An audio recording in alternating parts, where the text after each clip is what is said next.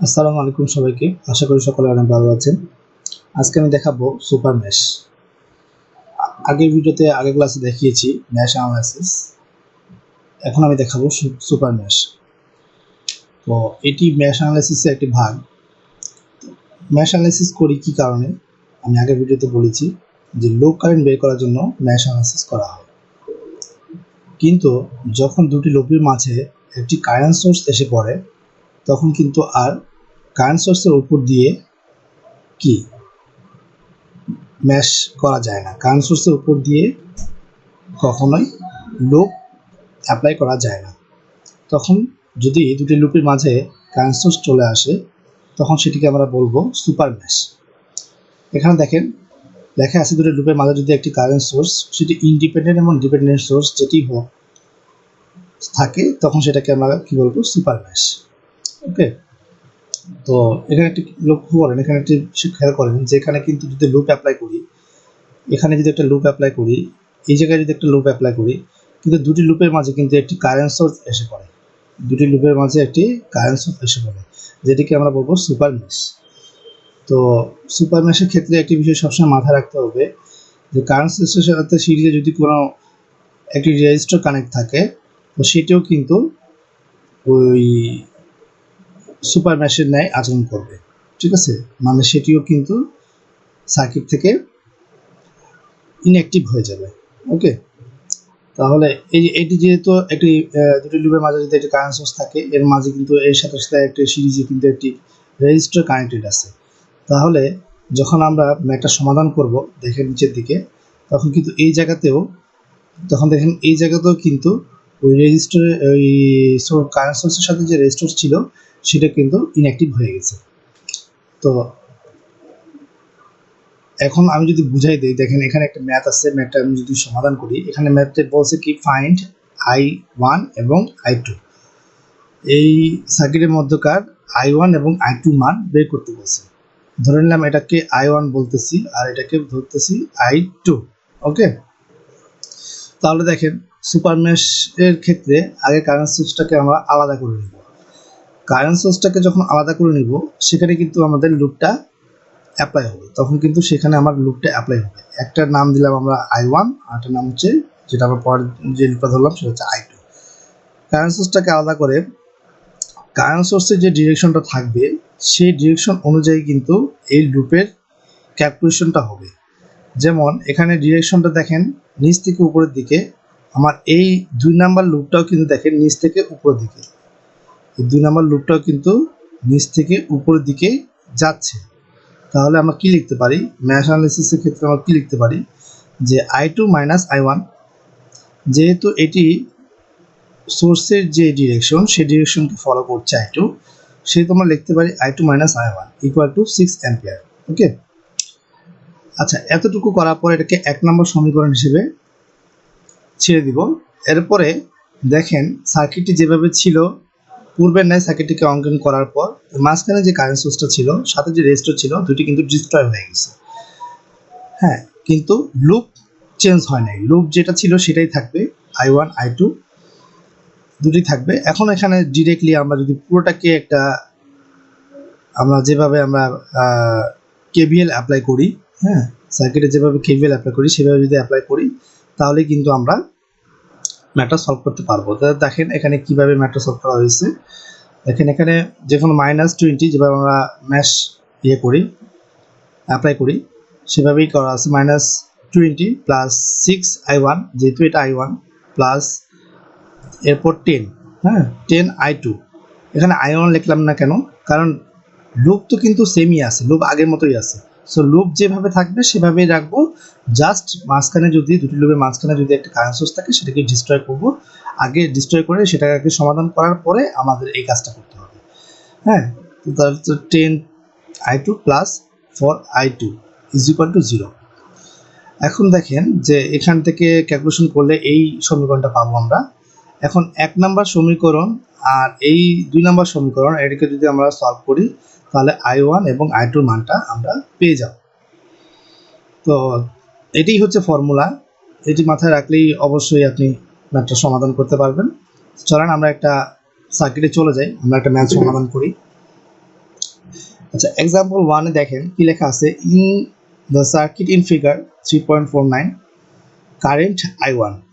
এই I1 এর মানটা কিন্তু তারা চেয়েছে, সেটা অবশ্যই কি ম্যাশ অ্যানালাইসিস করে বের করতে হবে। এখন আমরা যদি একটা সমাধান করে দেখেন, যেহেতু দুটি লুপের মাঝে একটি কি আছে, কারেন্ট সোর্স আছে, তাহলে সেটিকে আমাকে আগে সমাধান করে নিতে হবে। Apply supermesh for current source.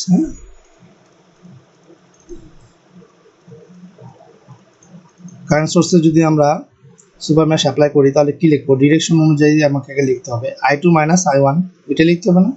তাহলে লিখতে পারি I2 minus I1 is equal to কত, ইজ ইকুয়াল টু 2, বা minus I1 plus I2 is equal to 2। এটাকে আমরা 1 নম্বর সমীকরণ বলতে পারি। ওকে, এখন যদি সার্কিট আমরা রিড্র করি, দেখেন কীরকম আসে। এখন তো কারেন্ট সোর্সটাকে তুলেই ফেলতে হবে, সেটা ডিস্ট্রয় করে ফেলতে হবে সার্কিট থেকে। আচ্ছা, সার্কিট একটু রিড্র করলাম, এখন এখানে তো আর কোনো কারেন্ট সোর্স থাকবে না, তাই না? 20 ভোল্ট, এটা হচ্ছে I1, এটা হচ্ছে I2। ওকে, এখানে 2, এটা 1, এটা 3, আর এটা 4। এখন যদি আমি ম্যাথটা সমাধান করি, তাহলে অ্যাপ্লাই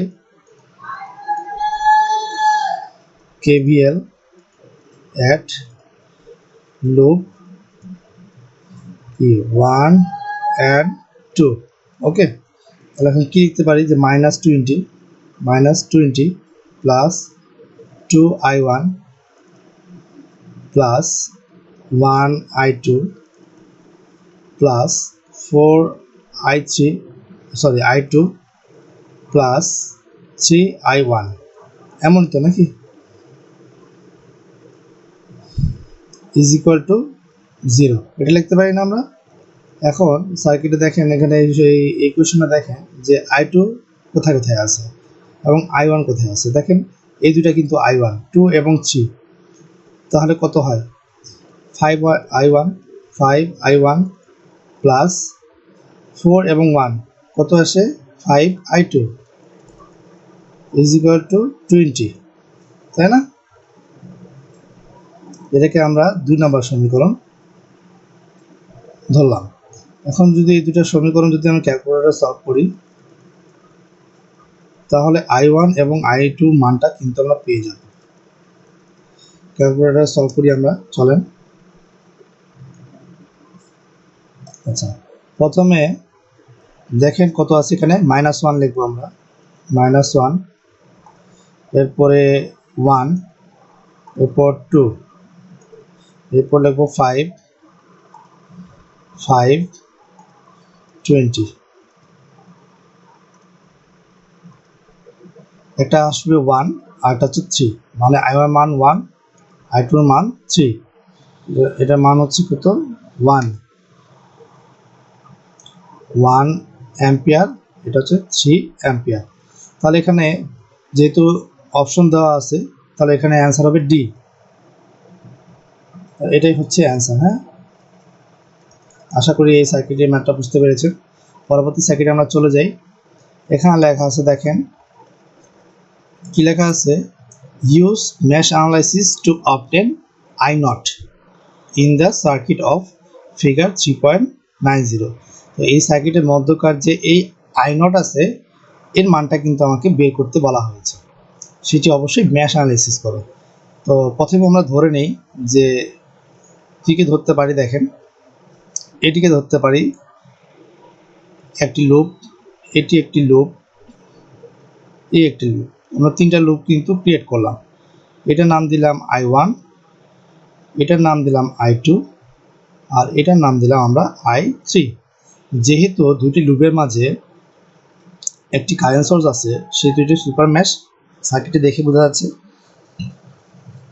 তাহলে আমরা যদি অ্যাপ্লাই করি, apply super mash super mash for current source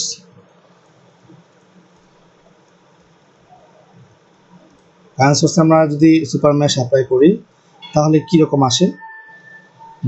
যেহেতু কারেন্টের ডিরেকশন নিচ থেকে উপরে, তাহলে I2 যেহেতু নিচ থেকে উপরে যাচ্ছে, তাহলে কি লিখতে পারি? I2 minus I1 equal two 45 ampere, তাই না? এটা লিখতে পারি না? এখন কি লিখতে পারি? Minus I1 plus I2 is equal to 45 is equal to 45। ওকে, এটিকে আমরা 1 নম্বর সমীকরণ ধরতে পারি। আচ্ছা, তাহলে এখন সার্কিটটি যদি নতুন করে রিড্র করি তাহলে কীরকম আসে একটু দেখি। ওকে, এখন এখানে যদি আমরা লুপগুলো একই রকম রাখি, এটা হচ্ছে ছিল I1, আচ্ছা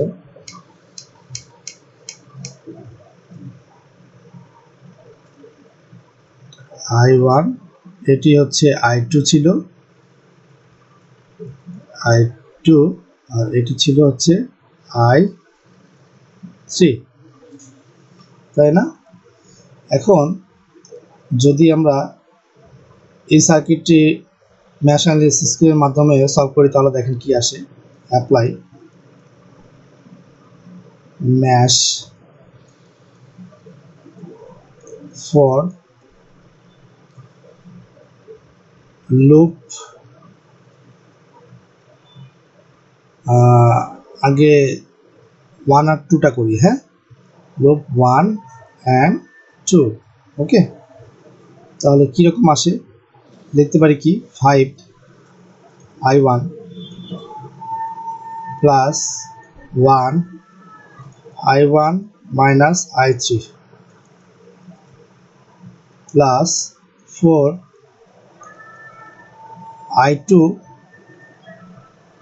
minus I3 plus 180 is equal to 0। ওকে, মানে এতটুকু করলাম। এখন ইকুয়াল টু কি লিখতে পারি? 5I1 plus 1I1 minus 1I3 plus 4I2 minus 4I3 plus 180 is equal to 0। ওকে, এখন এখান থেকে কি লিখতে পারি দেখেন, এখানে I1 একটাই যেহেতু, না I1 দুইটা, হ্যাঁ I1 দুইটা, I3 দুইটা, তাহলে একটা আলাদা করি, এটা I3টা আলাদা করি। এখন কি লিখব? এই যে 5 আর 1 কত হয়? 6I1, তাই না? -1 -4 কত আসে? -1 আর হচ্ছে -4 -5, তাহলে এখানে আগে কত লিখতে হবে?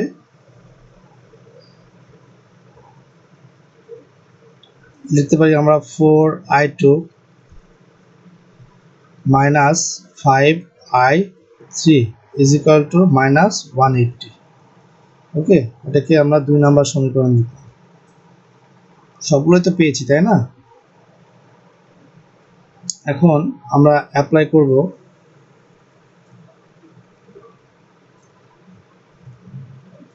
ফর লুপ 3 নম্বরের জন্য আমরা লুপ অ্যাপ্লাই করব, মানে এটার মধ্যে, হ্যাঁ এটার মধ্যে। তাহলে যেহেতু এইতে ঢুকতেছে কারেন্টটা, তাহলে কি লিখতে পারি? 1 কি লিখতে পারি? I3 minus I1 minus I1 না, plus 2I3 plus 90 plus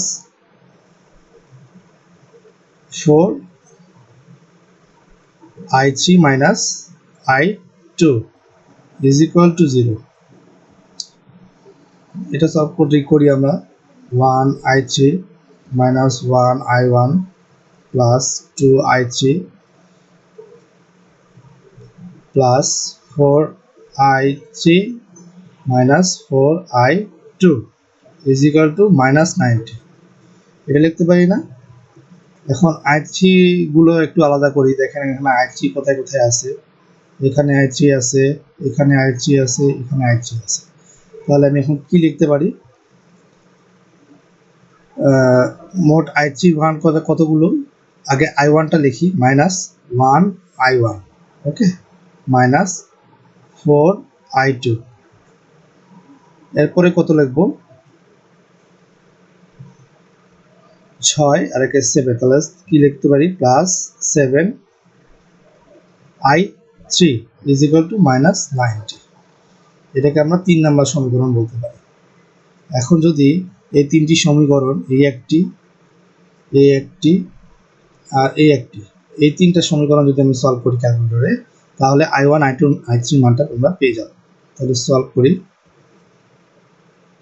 1 2 and 3, তিনটি সমীকরণ যদি আমরা সলভ করি তাহলে আমরা পাবো i1 i2 i3, এই তিনটি মান আমরা পেয়ে যাবো। তাহলে ক্যালকুলেটরে আমরা সলভ করতে পারি আমরা খুব ইজিলি। মোডে যাবেন 5, এরপরে 2, ওকে। তাহলে আমরা সলভ করি। প্রথমে আছে কত? প্রথমে আছে হচ্ছে -1, তাহলে -1 লিখতে পারি, -1 ইকুয়াল 1 ইকুয়াল 3 মান আমরা জানি না, 0। এরপর ইকুয়ালের পাশে হচ্ছে 45। এরপরে আমরা 2 নম্বর সমীকরণটা তুলতে পারি, 6 4 -5 -180। এরপরেরটা আমরা লিখতে পারি 3 নম্বর সমীকরণটা, সেটা হলো -1 -4 7 -90। তাহলে i1 এর মান আমরা পাচ্ছি হচ্ছে প্রথমে -46 -1 এবং -20, তিনটি পাচ্ছি। এটা -46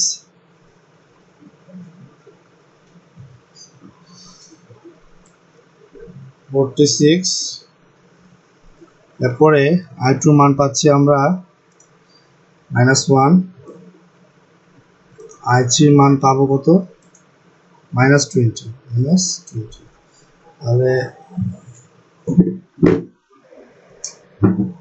লিখতে পারি কি, i1 এর মান লিখতে পারি হচ্ছে -46 -1 এবং -20। এই তিনটি i1 এর মান আমরা, i1 i2 i3 মানটা আমরা পেয়ে গেলাম। আমাদের বের করতে বলা হয়েছিল কিন্তু i0। তাহলে i0 সমান কি লিখতে পারি? না, আমরা i0 সমান কি লিখতে পারি? দেখেন, i0 ইকুয়াল টু, i0 সমান লিখতে পারি হচ্ছে i1 i3, তাই না? i1 i3, i1 এর মান আমরা জানি কত? -46 i3 মান জানি আমরা -20। এখন এটা যদি আমরা ক্যালকুলেট করি কত পাবো? -46 -20। তাহলে আমরা পেয়ে গেলাম হচ্ছে i0 এর মান, সেটা হলো -26 অ্যাম্পিয়ার। এটি কিন্তু অ্যান্সার, হ্যাঁ। তাহলে খুব সহজে আমরা প্রথমে মেশ অ্যানালাইসিসের মাধ্যমে প্রথমে সুপার মেশ আইডেন্টিফাই করলাম ফার্স্ট অফ অল, সেখান থেকে আমরা সেটাকে আলাদা করলাম। আলাদা করার পর আবার সার্কিটে রিড্র করে আমরা মেশ অ্যানালাইসিস করছি নর্মালি। সেখান থেকে দুটি সমীকরণ আমরা পেলাম, সেটা ক্যালকুলেটরে সমাধান করার পর আমরা তিনটি মান পেলাম, সেটা হচ্ছে i1 i2 i3। এখন i0 এর মান যেহেতু বের করতে বলছে, সেহেতু এই লুপ থেকে i1 লুপ থেকে i3 লুপ যদি আমরা বিয়োগ করে দিই, মাইনাস করি, তাহলে আমরা i0 এর মানটা পাবো। সে অনুযায়ী আমরা i0 এর মানটা বের করছি। আশা করছি আপনারা এই সার্কিটের ম্যাথটি বুঝতে পেরেছেন। চলুন আমরা পরবর্তী সার্কিটে চলে যাই। এখানে লেখা হয়েছে use mash analysis to obtain I1, I2 and I3 in figure 3.25 হ্যাঁ 3.25। মানে যে 3.25 এ বলা হয়েছে কি ম্যাশ অ্যানালাইসিসের মাধ্যমে কি করতে বলছে I1, I2 এবং I3 মানটা বের করতে বলছে। এই যে এখানে I1 আছে, এই যে I1, এই I1, I2 এবং I3 মানটা কিন্তু বের করতে বলা হয়েছে। তাহলে আমি প্রথমে আপনাকে বলেছিলাম যে যদি দুটি লবের মাঝে একটি কারেন্ট সোর্স থাকে সেটি কি হয়ে যাবে, সেটি সুপার ম্যাশ হয়ে যাবে। তো সুপার ম্যাশের ক্ষেত্রে কি হয়ে গেল, আমরা সেটাকে আলাদা করব, এই কারেন্ট সোর্সটাকে আলাদা করব, করে সেখানে তাদের দুটি লুপের মাধ্যমে এখানে একটি আমরা কি পাবো, ইকুয়েশন পাবো। এখন ইকুয়েশন থেকে এই জায়গাটা এইটা আর এটা, যেহেতু সিরিজে আরেকটি রেজিস্টর আছে, রেজিস্টরটা কি হয়ে যাবে, ওপেন হয়ে যাবে। তাহলে এই পুরোটার মধ্যকার যেই লুপটা অ্যাপ্লাই করে এর মধ্যকার যে ইকুয়েশনটা সেটা বের করব আর এই ইকুয়েশনটা বের করব। এই দুটো ইকুয়েশন বের করলেই কিন্তু এই দুটো ইকুয়েশন পাবো এবং মাঝে যে প্রথমে যে সুপার ম্যাশের যে এই কারেন্ট সোর্সটাকে আলাদা করে যে দুটো করছিলাম, ইকুয়েশন বের করছিলাম, এই ইকুয়েশনটা মোট 3টি ইকুয়েশন কিন্তু আমরা ক্যালকুলেশন করলেই এই ম্যাথটি সমাধান হয়ে যাবে। তো এই ম্যাথটি আপনারা বাসায় করে নেবেন, বাসায় প্র্যাকটিস করবেন। যদি না পারেন আমাদের টেলিগ্রাম গ্রুপে নক করতে পারেন, সেখানে আমি সমাধান দিয়ে দিব। তো আজকে ক্লাসটি এ পর্যন্তই। সকলে ভালো থাকবেন। আল্লাহ হাফিজ।